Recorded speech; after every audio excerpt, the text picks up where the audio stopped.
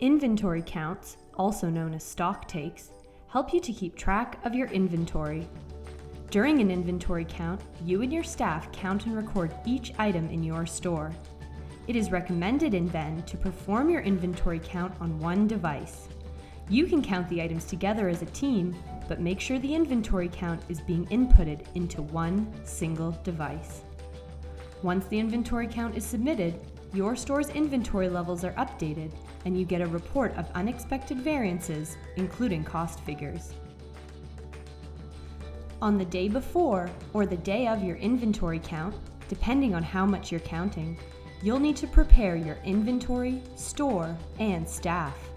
Each store will have a different process for this, but we recommend the following: checking your barcode scanners to make sure they are functioning, tidying all areas you'll be counting, including any items on hold, in the back room, or on mannequins, turning all labels barcode side out for easy scanning, printing new labels for any products that are missing them, using a floor plan to assign different areas of the store to certain staff members, marking off areas that have already been counted with a post-it note to ensure that the same areas don't get counted twice.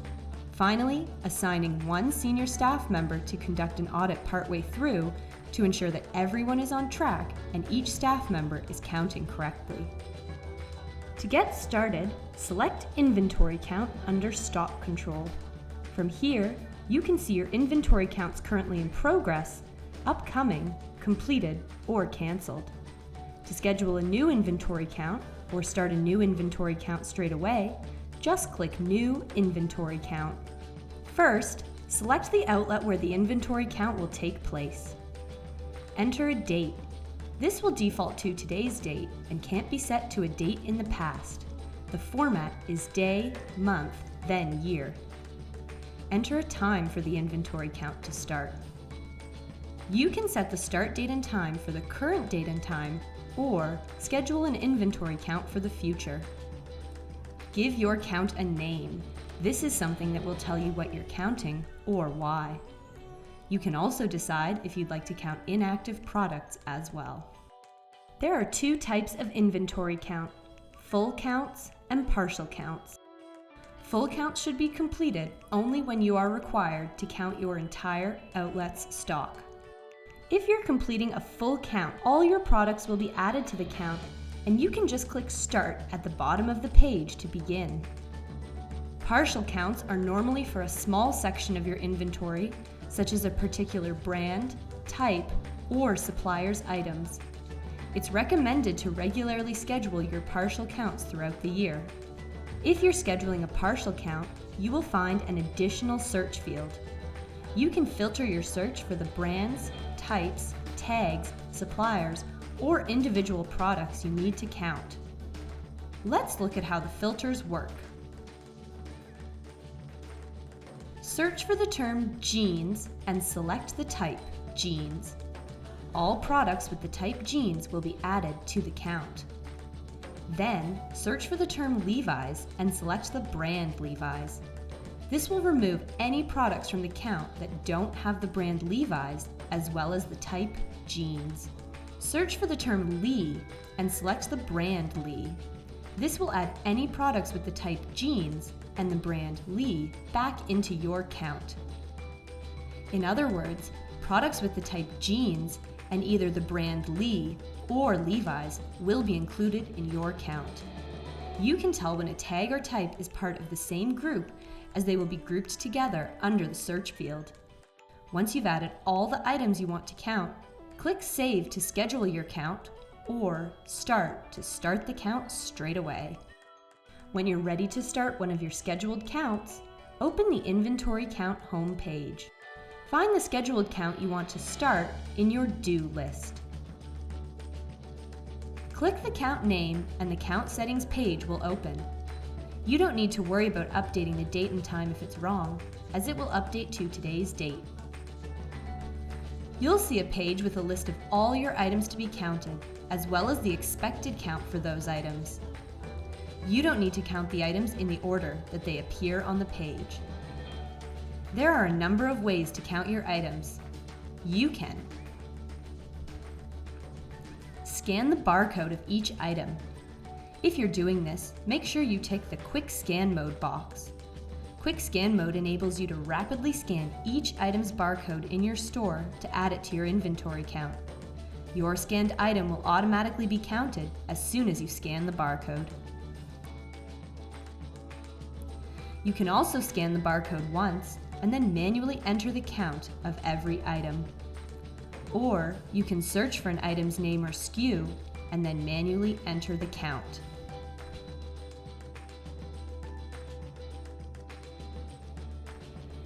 Finally, you can find the item in the list and click the row. Then enter the count amount. This is not available in Quick Scan Mode.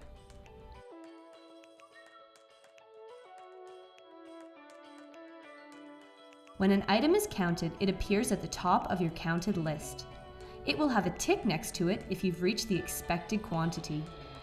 Your count will automatically be saved. You can see the latest save time at the bottom of the page. If you've made a mistake with your count, there is an easy way to fix this.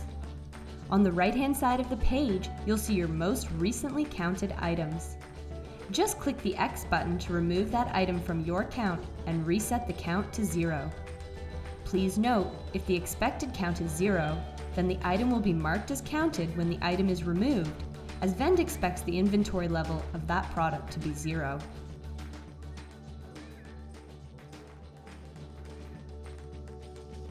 You can also temporarily stop the count and come back to it later by clicking Pause Count. When you have finished counting, click Review Count. Inventory counts can be, but do not have to be, performed in a linear process. It is perfectly fine to bounce between counting and reviewing what you have done up to that point, as you can always click Resume Count to continue. Here, you can review your counted items. There are 5 tabs you can view. Uncounted lists all the items where the total counted quantity is 0. This also includes items with an expected count of 0. Keep in mind that if an item expected to be counted has an expected quantity other than 0, then Vend will update the inventory levels for that product to 0, as it will be treated as missing. Unmatched lists all items that had a count greater or less than the expected amount. This includes items where you expected a negative amount and counted 0. Matched lists all items you've counted where the total counted equals the expected amount. Excluded includes any items you manually excluded from the count. And finally, there is a review of all your items.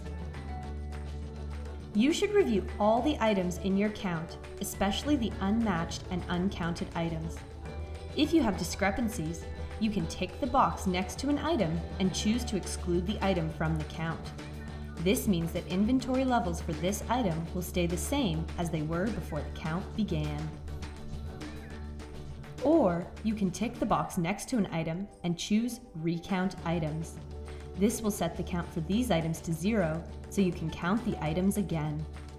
Then click Resume Count at the bottom of the page and count the items again.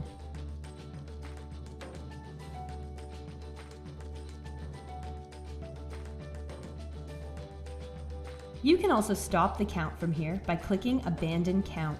Your inventory levels will not be updated, and a record of this inventory will be saved, but you will no longer be able to edit it. If you have any uncounted items, Vend will alert you, as the inventory count for these items will be set to 0 when you click Complete. Once you have finished your inventory count, Vend will start processing your inventory levels. This can take several minutes to complete, especially if you have a lot of items.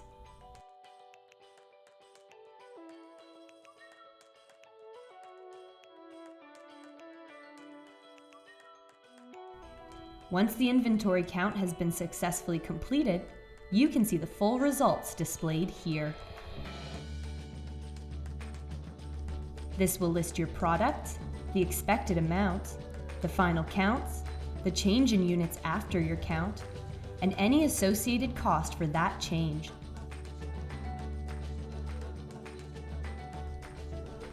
At the bottom, you can see your total changes in units and total changes in costs. You'll see two figures for each of these: the total increases for items where your count was higher than expected, and total decreases for items where your count was lower than expected. You can export the results of this inventory count for your own records to CSV or PDF. If you'd like to look at cost and quantity in further detail, we recommend exporting a CSV spreadsheet. Exporting by CSV gives you a file with a line for each product counted. You'll also have columns for expected and final count, change in cost, and total value of each product's inventory after count. This is typically used for importing into other accounting systems or for creating your own reports. Exporting a PDF gives you a formatted PDF report, including the expected and final count, change in cost, and total value of each product's inventory after the count. You'll also have a summary with total changes for your whole count. A PDF report is recommended for an official, fixed-line summary of your inventory count, as once it's exported, it cannot be edited.